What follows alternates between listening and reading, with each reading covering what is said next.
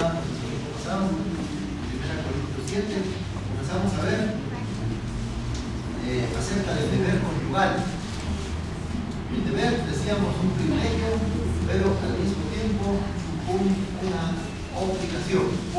Es decir, hay cosas en el matrimonio que se disfrutan, es privilegio, es un honor, pero hay cosas que también hay que cumplir, ¿no? Cumplir. Deber, aunque decíamos que la clave para andar según esta enseñanza de 1 Corintios 7, 3, capítulo 7 y versículo 3, entonces la clave es el amor, decíamos, el amor entre cónyuges. Cuando existe amor entre cónyuges, entonces todo se vuelve un placer, ¿verdad? No se hacen las cosas por obligación. Y es así con Dios, hermanos. Usted debe de aprender a vivir la vida cristiana no por obligación, por privilegio, por amor. El amor trae felicidad. Venimos a la iglesia no por obligación, venimos por placer, por gozo, alegría. Y así podemos mencionar toda la vida cristiana. Aunque como nuestra carne siempre sigue siendo carne, muchas veces nosotros queremos, como Pablo dice, el apóstol Pablo en Romanos 8 trata el asunto del tema de Romanos 7 trata el asunto de la carne. Nuestro espíritu quiere decir, ¿no? Entonces ahí es cuando tenemos que obligarnos, acordarnos que es deber, pues, que es un deber. Entonces, hacerlo, pues, aunque esta carne no quiera, aunque esta carne se oponga. Pues, en la vida matrimonial, esto es así también, hermanos. Tenemos que tener presente que hay deberes en la vida matrimonial, que los hacemos, pues, porque debemos hacerlo. Ahora, aquí en el versículo 4, dice, vamos a leer el versículo 4, capítulo 7, la mujer no tiene potestad sobre su propio cuerpo, sino el marido. Ni tampoco tiene el marido potestad sobre su propio cuerpo, sino la mujer. Fíjense que este versículo lo estamos viendo aquí y debemos de verlo en su contexto, ¿no? Es decir, en la posición, el contexto es la posición en la que está el resto de versículos. Es un versículo que sigue a continuación del versículo que toca el deber conyugal. Entonces, siempre, y luego nos vamos un poquito más atrás al versículo 1.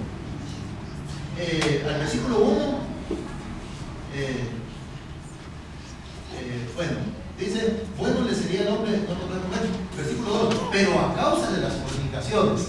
Entonces, todo eso da contexto.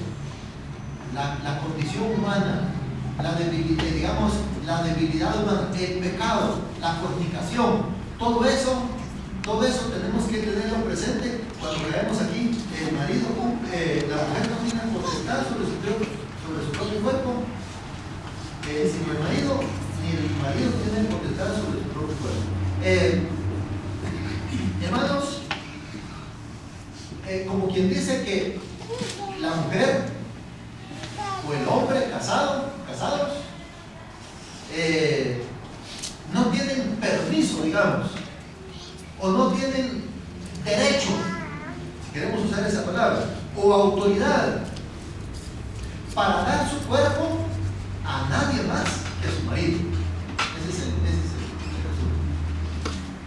O sea que, en otras palabras, no hay lugar para fornicación, digamos, viéndolo en ese contexto, ¿no? Entonces, las relaciones con de los casados, pues, las relaciones de los casados con el sexo opuesto, personas del sexo opuesto, siempre, hermanos, y esto es importante, las relaciones de los casados con personas del sexo opuesto,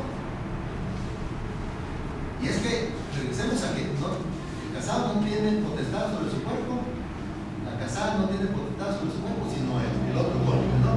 Entonces, las relaciones con personas del sexo opuesto tienen que darse, hermanos, en términos de respeto. Tienen que darse en términos de prudencia. Tienen que darse en términos de una mente limpia y, mejor aún, de un corazón limpio. Así es como deben de darse las relaciones de los casados con personas del sexo opuesto. Para evitar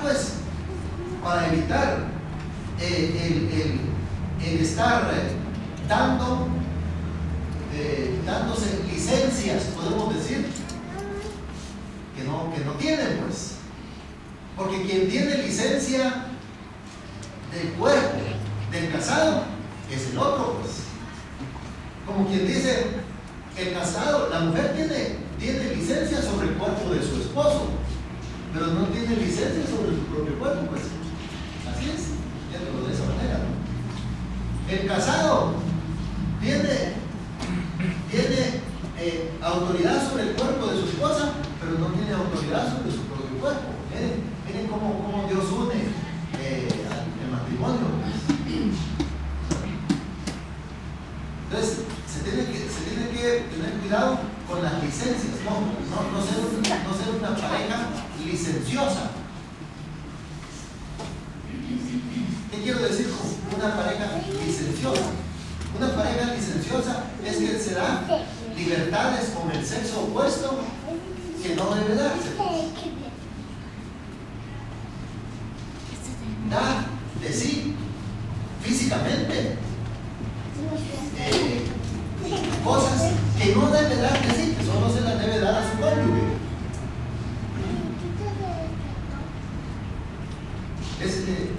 Claro que en el caso extremo que estamos viendo es la fornicación, pues. Pero entre la vida prudente y la fornicación hay una serie de escalitas, ¿no? Que se tiene que tener cuidado, pues. Por eso decía que las relaciones con personas del sexo opuesto tienen que darse en términos de respeto, prudencia. La prudencia es importante, ¿no? En términos de una mente limpia. Recuerdo una frase que le oía en un mensaje hace años al hermano Robo, que hablaba acerca de personas que tienen mirada, y miren lo que él dijo, hermano. Tienen mirada del cincho para abajo, dijo él. No sé si ustedes recuerdan eso que dijo él una vez. Entonces, o sea, las relaciones tienen que darse con una mente limpia, en otras palabras. Una mente limpia. Y, por supuesto, todo esto se origina con un corazón limpio, hermanos. El corazón tiene que estar limpio. Bienaventurados los de limpio corazón. Y recordémonos que del corazón mana la vida, dice el libro de Proverbios. O sea, cuando dice del corazón mana la vida, quiere decir de que nuestros pensamientos, nuestros deseos, nuestras palabras, nuestras acciones se originan de un corazón, y como está el corazón, así va a ser nuestra vida, nuestra conducta, nuestras acciones, en todo sentido. Corazón limpio. Ahora, ¿cómo hacer para establecer esa línea de prudencia, de respeto cuando los casados tratan con personas del sexo opuesto? ¿Cómo establecer esa relación? Porque a veces es difícil, hermanos. Los que trabajan en las oficinas públicas, los que trabajan relacionándose con otras personas, ya sea la hermana, digamos, casada, o el hermano casado, tratando con mujeres, tratando con hombres, ¿cómo entonces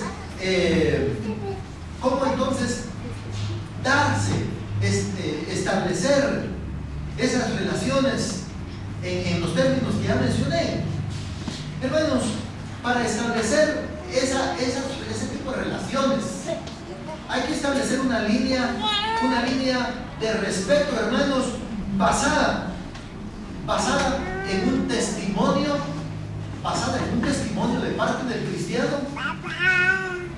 en un testimonio que se origina, por supuesto, en un testimonio de la palabra de Dios. ¿Qué podemos pensar con relación a eso? Bueno, las conversaciones, por ejemplo, se tienen que procurar, hermanos, de traer en la conversación siempre, bueno, no sea cuestión de trabajo. Cuando se está trabajando, pues el tema es trabajo, ¿no? Pero cuando ya son conversaciones, digamos, un poquito más, digamos, menos estrictas, ¿verdad?, que se dan siempre, tienen que darse, traer a la conversación el tema, ya sea directa o indirectamente, el tema de la palabra de Dios, para que las relaciones mantengan una línea de respeto. El cristiano, cuando mire que la cosa está saliéndose de ciertos términos, entonces traiga a su conversación la palabra de Dios, directa o indirectamente. No tiene que decir, la Biblia dice, o Proverbios dice, no, tiene que usar un dicho de la Biblia. Esto ayuda. Entonces, otra cosa, hermanos, otra forma para establecer esa línea de respeto es eliminando en las conversaciones, eliminar de las conversaciones temas que no corresponden, ¿no? Y temas que no corresponden, hay muchos temas que no corresponden. Porque ya comenzar a tener temas de conversación con personas del sexo opuesto, ciertos temas, eso hace que la línea de respeto se quiebre. Se tiene que mantener conversaciones conscientes, respetuosas, ¿no?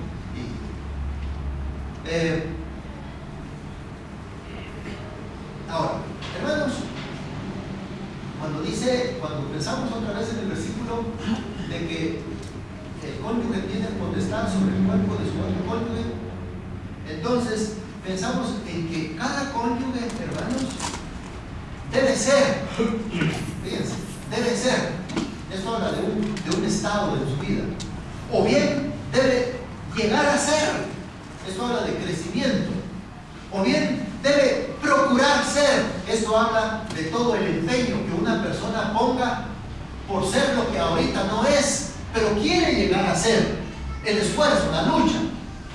No una vida indiferente, ¿qué me importa? Eso no corresponde a la vida conyugal, ¿qué me importa? No, si no es, bueno, procurar ser, pues. ¿Procurar ser qué cosa? La persona que satisface las necesidades de su cónyuge. Cada cónyuge debe procurar ser la persona que satisface las necesidades de su cónyuge.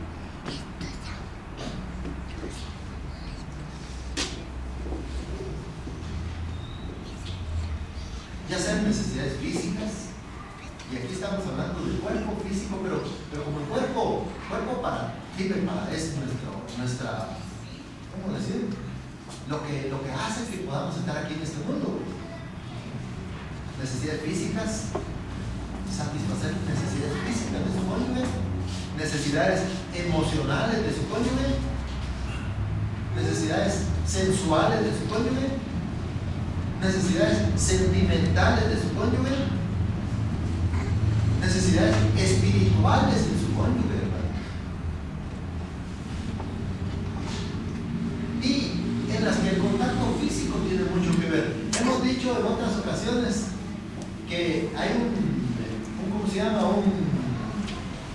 consejero, el señor Thompson, consejero matrimonial, dice. Él dice que por lo menos debieran ser, les decía el otro día, no sé si son un mínimo de 10 veces que el cónyuge debiera de abrazar a su otro cónyuge, ¿no? Un mínimo de 10 veces. No sé si eso es la cifra que oí. Mi hija hacía la broma de que, bueno, llega con su cónyuge y le dice 1, 2, 3, 4, 5, 6, 7, 8, 9, 10, ya sabe. Es broma.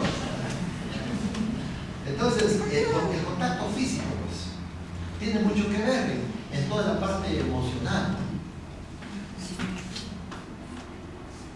Ahora, muchas veces uno en la vida cristiana, y es así la vida cristiana, hermanos, porque el Señor nos manda a servir, pues, ¿verdad? Y no solo a servir a nuestra familia, pues eso es muy egoísta. Pues. Cuando alguien dice, bueno, mi familia primero, mi familia segundo, mi familia es todo. Bueno, en la vida cristiana es para el prójimo, en general. Entonces, ¿cómo el cristiano debe apoyar a otros, pues, en su vida? Porque la gente necesita, ¿no? Bueno, el apoyo a otras personas, hermanos, como nosotros los creyentes lo damos ayuda moral, ¿verdad? Y siempre el cristiano, como les decía, la forma como siempre el cristiano ayuda es con este libro, hermanos. Ese es el instrumento. La palabra de Dios es el poder de Dios. ¿Para qué? Para la salvación. ¿Para la salvación de quiénes? De uno o la salvación del prójimo. ¿De qué cosas? Si es cristiano, la salvación, por ejemplo, de la destrucción de un matrimonio. Un cristiano puede ayudar a alguien conocido de la destrucción de su matrimonio. Entonces, debemos ayudar. Entonces, podemos ayudar moralmente, espiritualmente, por medio de la palabra. Podemos ayudar a las personas escuchándoles. Ya hemos dicho y hemos oído que muchas veces la persona se ayuda con solo que hable y se le escuche. Uno puede estar oyendo a la persona y no decir nada, ni hacer nada, solo oírle. Ya le ayuda. Escuchándoles o estando presente. Muchas veces uno puede ayudar a alguien, hermanos, solo con llegar y decir, bueno, ¿cómo está fulano de tal? Llegar y estar ahí y nada más, solo estar presente. Tal vez la familia o los demás están ahí atendiendo la cosa y uno solo está ahí viendo nada más. Solamente con la presencia puede ayudar. O bien puede ayudar materialmente, pues, económicamente. Ahora, con lo que siempre se tiene que tener cuidado, hermanos, es con los contactos físicos impropios. Contactos físicos impropios. Por eso se tiene que tener cuidado. Y siempre, hermanos, las relaciones, digamos, de personas casadas con personas del sexo opuesto, tienen que tenerse cuidado en el lugar donde se da este tipo de relación. Siempre es así debe ser, deben haber otras personas cerca que puedan ver y aún oír lo que se conversa y lo que se hace. Es decir, no estar en secreto, pues. No estar en secreto. No siempre es que alguien esté oyendo y viendo, sino todo lo que se dice, pero sí puede más o menos en cierto momento ver qué temas se están tratando, porque es mejor para todo.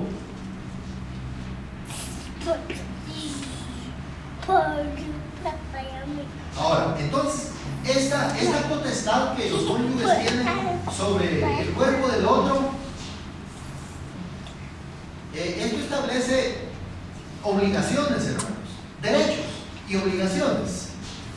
El derecho y la obligación de cuidarse recíprocamente. No, descuidarse al cónyuge, hermanos. No debe descuidarse en todo, pues. Deben de cuidarse recíprocamente. Cuidarse tanto de los descuidos del cónyuge,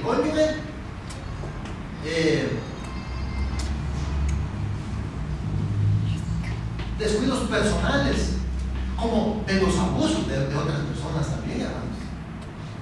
Porque hay personas extrañas que pueden llegar a meterse, digamos, a inmiscuirse o actuar abusivamente. Entonces, los cónyuges tienen que cuidarse, pues, recíprocamente.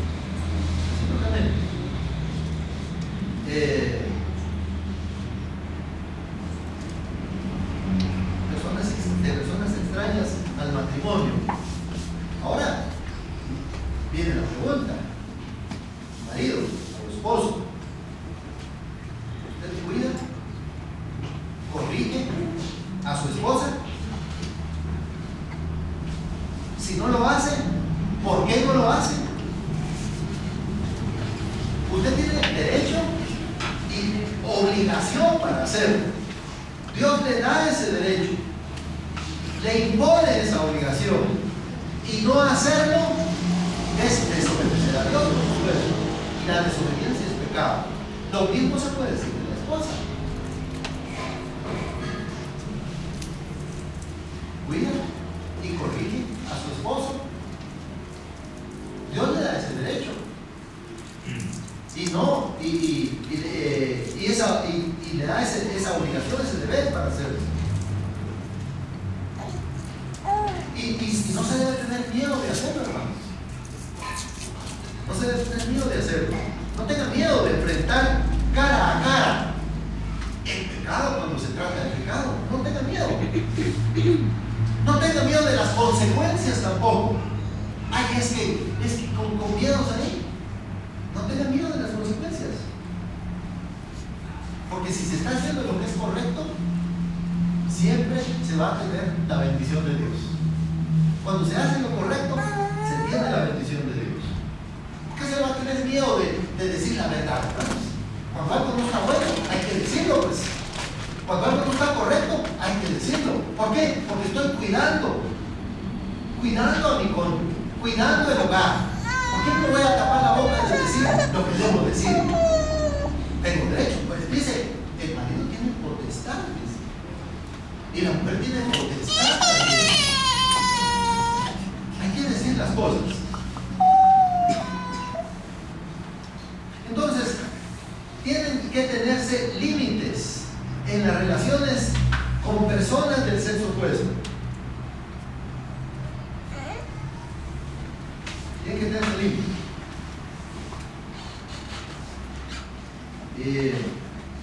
Y tiene que tenerse claro cuando ya se está saliendo de esos límites, ¿no? Tiene que tenerse claro, ya se está saliendo de ciertos límites, entonces hay que ser prudente. No necesariamente se tiene que usar violencia, pues. Algunos tienen que usar violencia para corregir las cosas, pues. Yo le platicaba a alguien de la familia cómo a veces se puede corregir, hermanos, sin ser violentos. Y le ponía un ejemplo.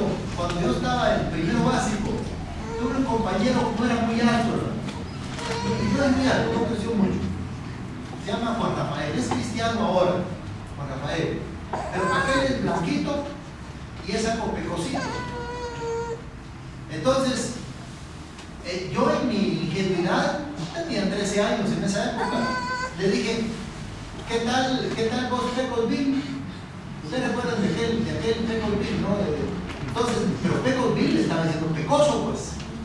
Y miren, este chiquitito, era mayor que yo en edad, no era chiquitito, era más viejo. Y éramos muy amigos. Siempre me prestaba, siempre llegaba tarde a clases y siempre me vivía prestando mis cuadernos para ponerse al día. Somos amigos, buenos amigos hasta la fecha. Pero me dijo esa vez, serio, cuando le dije Pecosville, serio y me dijo, mira, Roderico, me dijo, por favor, me dijo, no me vuelvas a decir así. Pero me lo dijo, hermanos, con tanto respeto, pero con tanta seriedad, nunca más me volví a decir así. Y no peleamos, no peleó conmigo. Lo mismo pasó con una mi tía política. Mi amigo le puso de apodo a un hijo de ella, mi primo, le puso Cosme, no sé por qué. Cosme es un nombre de alguien. Yo sabía que a alguien le habían puesto Cosme. Entonces, me halló parecido y le puso Cosme a mi primo. Y vengo yo una vez y le dije delante de mi tía, es decir, me oyó, mejor dicho, la tía. Le dije, hola vos Cosme, le dije. Entonces, entre él y yo no había tanto problema, pero a la mamá no le gustó. Y me dice, ay, Rico, me dijo, por favor, no le vuelva a decir así a Aníbal. Hermano, nunca más le volví a decir. O si le volví a decir, fue de escondida.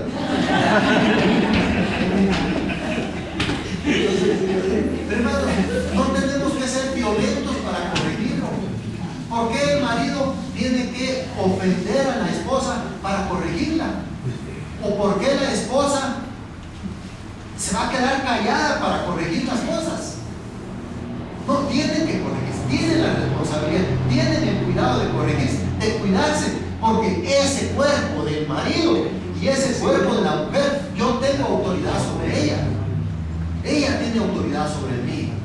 Es lo que dice la Biblia, ¿no? Potestad, eso es lo que quiere decir. ¿O qué quiere decir potestad?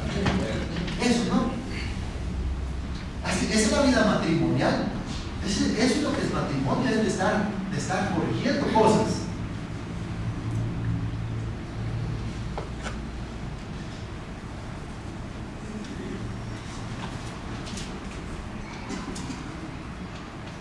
Ahora, pasemos ahora aquí al versículo 5. Dice, no os neguéis el uno al otro, a no ser por algún tiempo de mutuo consentimiento para ocuparos sosegadamente en la oración y volver a juntaros en uno, para que no os tiente Satanás a causa de vuestra incontinencia. Antes de pensar en la forma como tengo aquí, quiero saltarme un poquito para tocar el tema de la oración, hermanos. Pero para tocar el tema de la oración no desde el punto de vista individual, sino para tocar el tema de la oración desde el punto de vista del cónyuge con su cónyuge. Hermano, hermana, hermanos casados, es importante que los dos oren juntos. Es importante que oren juntos. Aparte de su oración personal, que oren juntos, que enfrenten el pecado juntos delante de Dios, que no tengan límite en cuanto a que estas cosas solo las trato de Dios y yo. Tienen que enfrentar el pecado juntos muchas veces, pelear juntos la batalla, unidos. Y aquí Pablo toca el asunto de la oración, ocuparse en la oración. Y es que pienso, hermanos, que muchos esposos en realidad no oran juntos, fíjense. Cristianos no oran juntos. Tengo alguien puede decir esa corazonada. Pero me imagino por muchas cosas que se dan, que no oran juntos. Pero en la familia, hermanos, los cónyuges deben orar juntos. Hay varias ocasiones para orar juntos. Una de las ocasiones para orar juntos es en el culto familiar, por ejemplo. Se lee la Biblia y se ora juntos. Pero esa es una oración, digamos, continua. Pero cuando se trata de corregir cosas, hermanos, es un tiempo de una oración muy necesaria, muy importante, juntos. Juntos deben de corregir, deben de corregirse el uno para con el otro y luego orar juntos para pedir perdón, porque el hecho de que yo corrija o de que me corrijan no quiere decir que solo yo tengo la culpa o solo la otra persona tiene la culpa. Siempre tienen la culpa los dos. Los dos tienen culpa, en mayor o menor grado. Entonces, bueno, ahora pensando aquí, entonces no os neguéis el uno al otro. Hermanos, la palabra negarse puede decirse también como defraudarse, ¿no? En inglés usa la palabra defraud, creo que usa, pero es defraudar. No os neguéis, defraudar. Les voy a leer varios sinónimos de esto de no os neguéis el uno al otro. La palabra es negarse. Negarse es privarse, hermanos. Privarse. No se tienen que privar, hermanos. En la relación matrimonial no deben privarse. Privarse es como ya uno ya no tiene acceso, ¿no? Dice propiedad privada. ¿Qué quiere decir propiedad privada, hermanos? Que uno no puede entrar ahí, ¿verdad? Cuidado, perros, propiedad privada. Entonces, negarse es privarse, hermanos. Hay varias formas de privarse, claro. Eso vamos a ver un poquito eso. Privarse. Despojarse quiere decir también. Es como quien dice despojarle el derecho que alguien tiene. Eso es privarse, negarse. Despojarle el derecho que el cónyuge tiene. Eso es negarse, ¿no?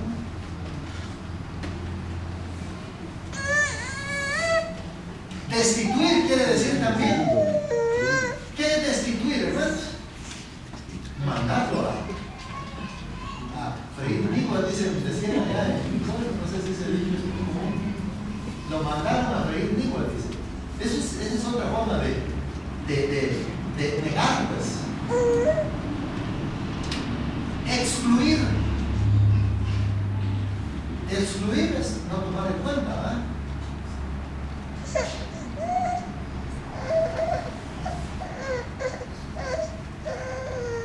Robar es otra forma de esto de robar. Robarle el derecho que alguien tiene.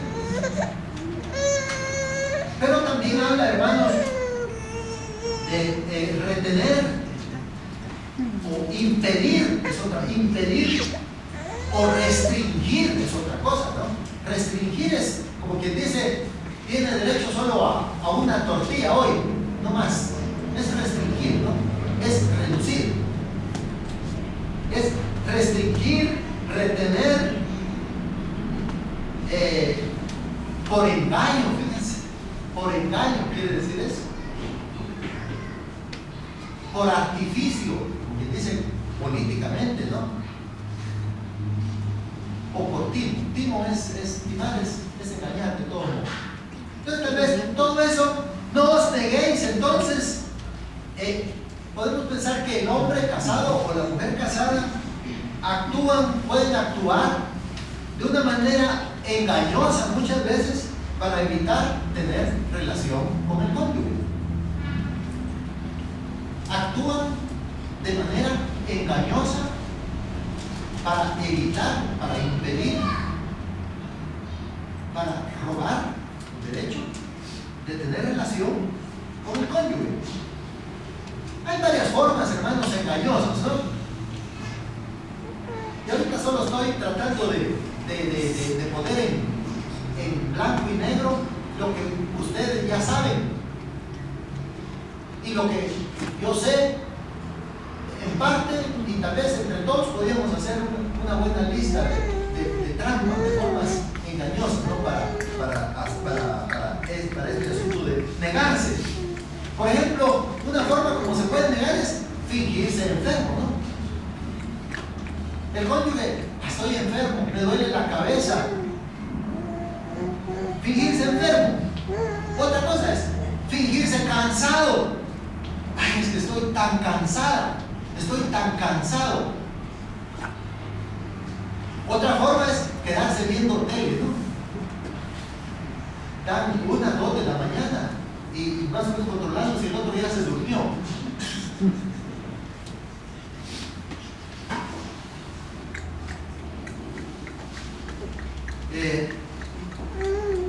Ahora, el problema aquí, hermanos, es por una parte, las razones que la persona tiene para actuar así. ¿Por qué es que está actuando así? ¿Por qué es que está privándole al cónyuge? ¿Por qué es que está robándole al cónyuge? ¿Por qué es que está fingiéndose enferma cuando no está enfermo? ¿Por qué está fingiéndose cansado cuando no está cansado? ¿Por qué? Ese es el problema, la razón. Y por otro lado, otro problema es el impacto que está haciendo en el cónyuge. El impacto que está haciendo en el cónyuge.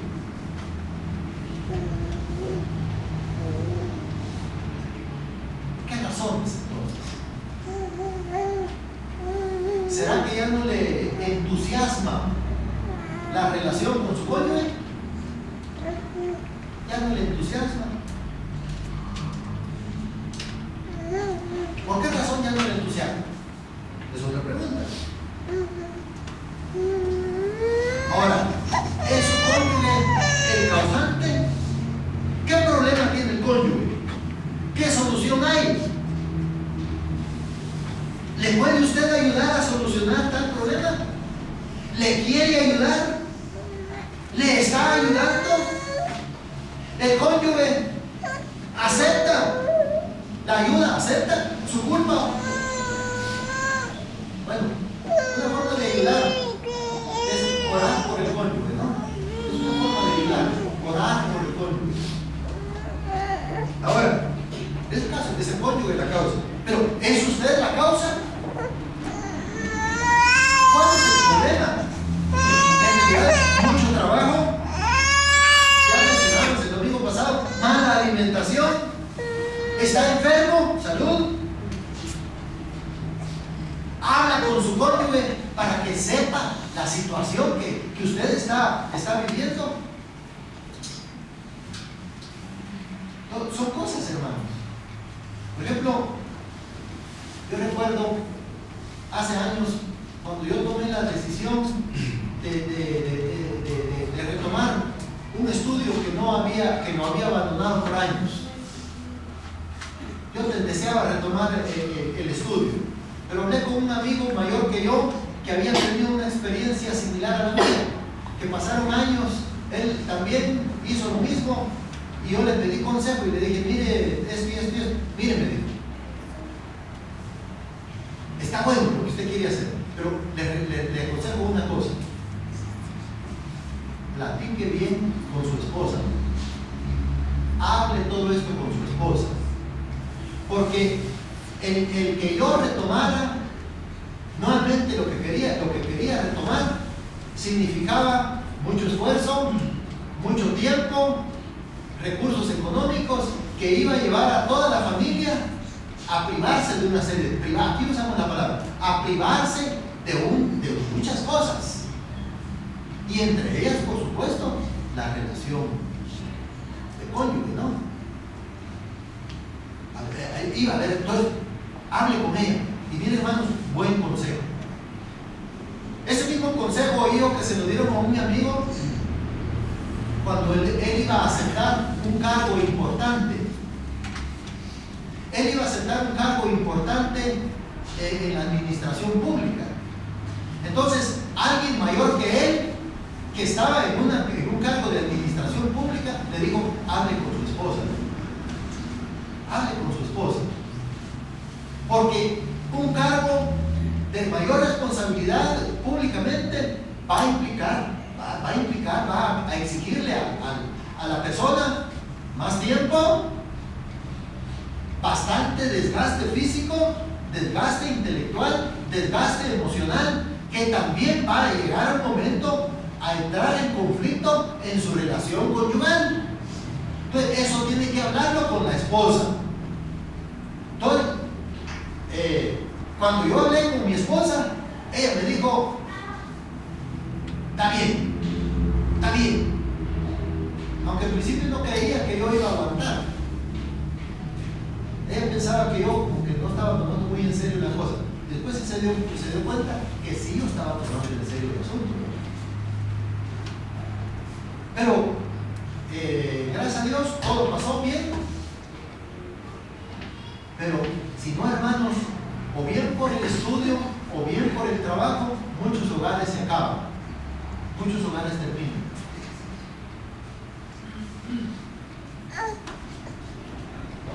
Ahora, pero tengo otras preguntas. Estamos hablando de eso, ¿no? De que no os neguéis el uno al otro, a no ser por algún poco de tiempo para dedicarse a la oración, dice Pablo. Vimos que la oración en la familia es importante, la oración en el hogar es importante. Aquí vemos la importancia. Ahora, pero hermanos, la pregunta es, en esto de negarse, privarse, excluirse, robarse, ¿acaso hay una tercera persona que está originando esta situación? Miren la pregunta.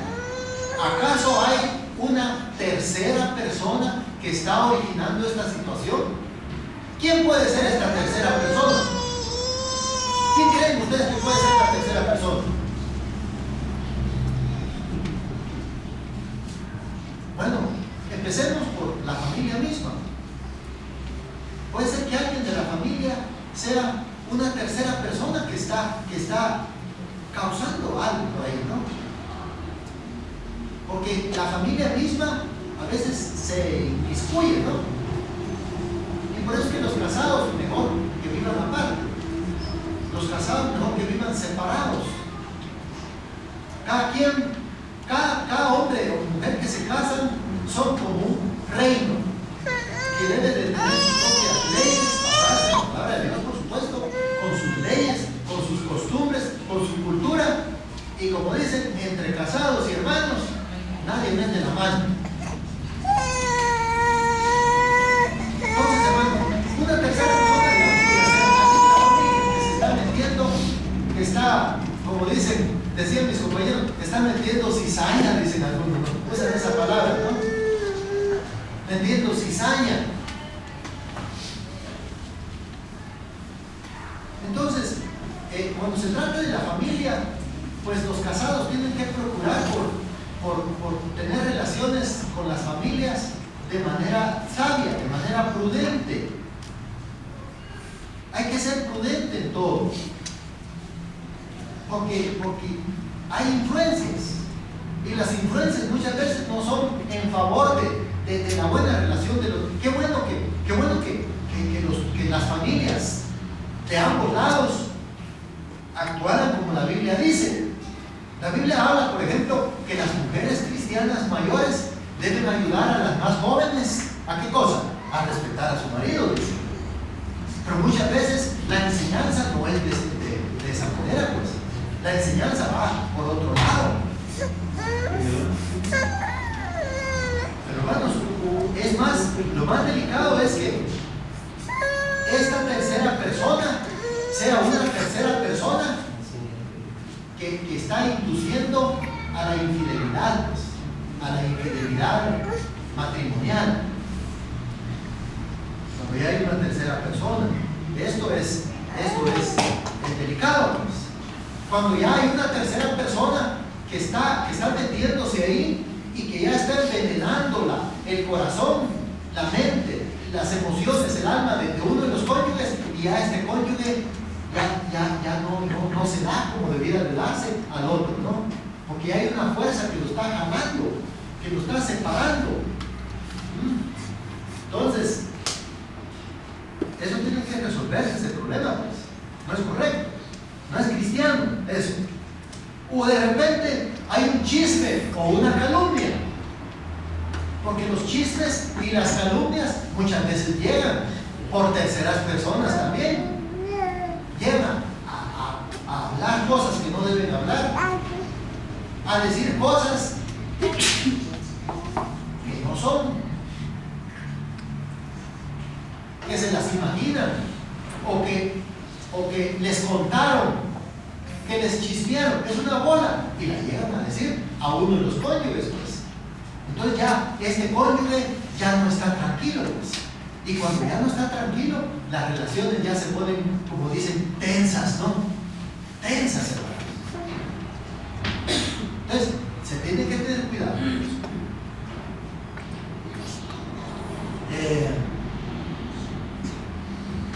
Entonces, ¿qué hay que hacer, hermanos? Los cónyuges deben hablar, deben enfrentar la cosa.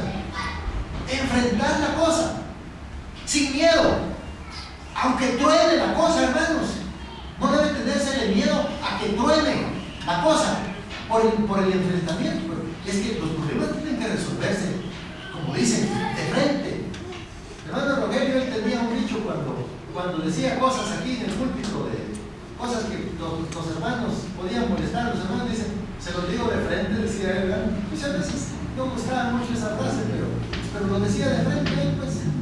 Pero lo cito porque en el matrimonio deben de hablarse de frente las cosas. No esconder la cabeza como las avestruces. Las avestruces dicen que esconden la cabeza y creen que ya resolvieron el problema, hermano Rogelio. ¿Y qué si son unos animalotes grandotes así que aunque estén metidos la cabeza en la tierra, se tiran, pues? Pasa alguien metiéndoles una patada ahí en todas las plumas. Deben hablar, deben orar juntos. ¿Ah? Deben orar juntos. Ahora, otra cosa, estamos hablando siempre de no negarse, no reprimirse, en fin. Los celos, los celos pueden venir por los chistes, los celos pueden venir por las conversaciones aún de la misma familia, los familiares, los celos, que crean escenas que son producto de pura inventiva e imaginación. Los celos, miren hermano, los celos crean toda una película, fíjense, todo un drama que es pura imaginación.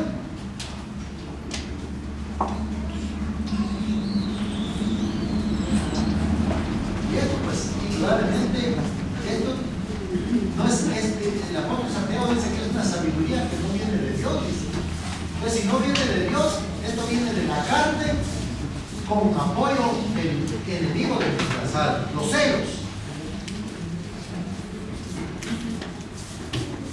Debe orarse mucho cuando esto sucede, hermanos, y poner en manos de Dios la vida personal y la vida del cónyuge. Los celos.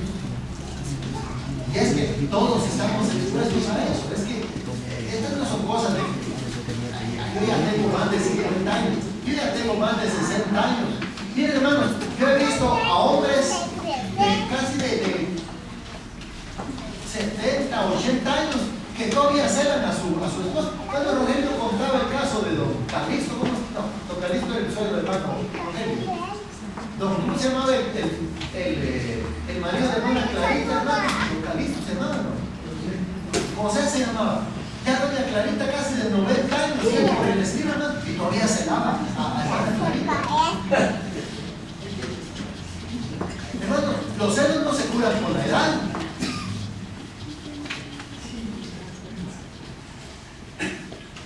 Es algo con lo que se tiene que lidiar, hermanos, toda la vida, fíjense. Pero, por supuesto, conforme va habiendo una mayor identificación de corazón a corazón y se van estableciendo las bases para confiar el uno con el otro, entonces estos celos pasan como ráfagas de viento, pero lo hacen a uno así, pero se queda parado siempre, no lo derrumban.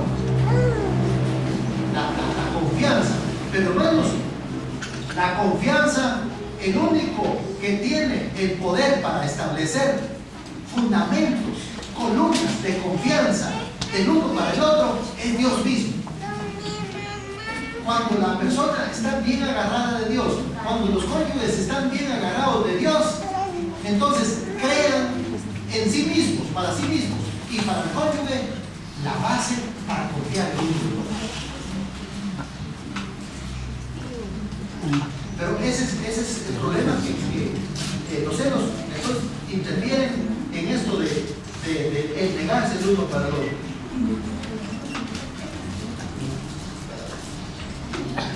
Hermanos, muchos problemas de la vida cristiana en realidad en el hogar vienen porque en primer lugar no se ora, en segundo no se lee la Biblia, tercero no se asiste a la iglesia y en consecuencia no se testifica a nadie, con nadie se habla la palabra de Dios. Siempre se es un cristiano secreto, un cristiano escondido, que a nadie le dice que es cristiano. Los problemas del hogar vienen por eso, hermano.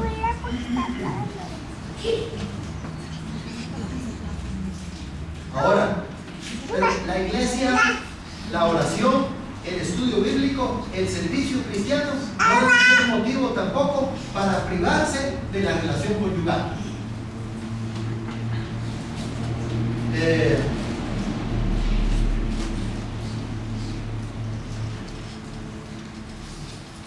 Finalmente, con base a este versículo dice, no os neguéis el uno al otro a no ser por algún tiempo, y luego volver a juntarlos en uno para que no os tiente Satanás. Hermanos, cuando las relaciones se ponen tensas y ni uno ni el otro resuelven el problema y las relaciones conyugales están distanciadas, eso expone el matrimonio, hermanos, lo expone a mucho riesgo. Entonces, por eso es que los problemas, cuando hay tensión y las relaciones están así, conyugales, están privándose, ese es un problema delicado. Tienen que tratarse con Dios primero, luego tratarlos uno con el otro, corregirse el uno para con el otro, no tener miedo, hermanos, de enfrentar la cosa, de las reacciones del otro, no tenerle miedo a nada, porque si se está haciendo lo que es correcto, hay bendición de parte de Dios. Uno de los dos puede reaccionar ahí amenazando y aquí por allá, no se tiene que tener miedo a amenazas de ningún tipo. Si se está haciendo lo que es correcto, se tiene el respaldo de Dios. Muy bien, hermanos, nos quedamos aquí, vamos a orar. Padre que estás en los cielos, muchas gracias te damos por esta bendición que nos diste para meditar aquí en este pasaje de tu Santo. En tus manos nos encomendamos.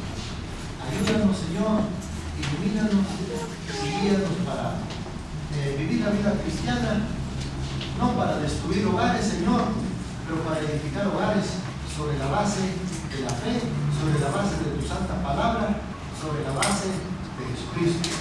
Señor, en tus manos nos encomendamos. Bendice cada una de las familias, cada uno de los hermanos aquí presentes y ayúdanos a practicar, a ayudar a la práctica lo que tu palabra nos enseña. Bendito sea el Señor, en tus manos nos encomendamos. En el nombre de nuestro Señor Jesucristo, te lo rogamos todo. Amén.